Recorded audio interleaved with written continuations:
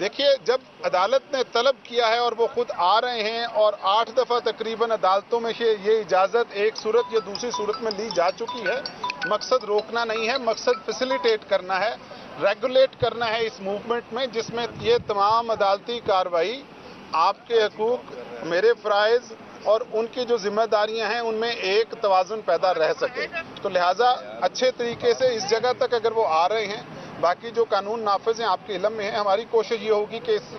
जहाँ तक वो करीब आते जाएं, जहाँ जहाँ पे ज़्यादा इम्कान हो खतरे का, जिसमें अदालती अफसर भी मौजूद हैं, आप सारे लोग भी हैं, उसको अच्छे तरीके से हम रेगुलेट कर लें। जी, इस्लामाबाद में दहशतगर्दी का वाक़या आज से 2 महीने पहले हो चुका है, हम सब जानते हैं। जो हमारे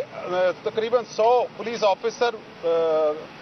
खैबर पख्तूनख्वा में शहीद हुए हैं। आपको दूसरे जो वाक़यात कोयटा में भी, कराची में भी जो हुआ, इन सारी चीज़ों को अगर आप देखें, किसी एक शहर से मुतल्लिका बात नहीं है। इस्लामाबाद पाकिस्तान को 9वां बड़ा शहर है। यहाँ पे सबसे ज़्यादा जो मुख्तलिफ अनवा के लोग रहते हैं, जो कि पोटेंशियल जिन पे लोग अटैम्प्ट हो सकती है,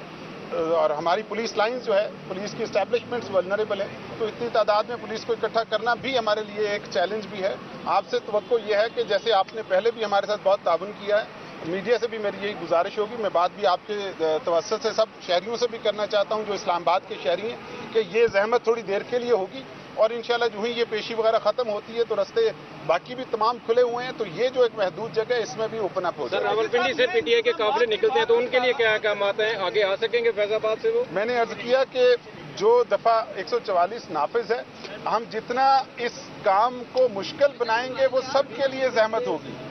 हमारे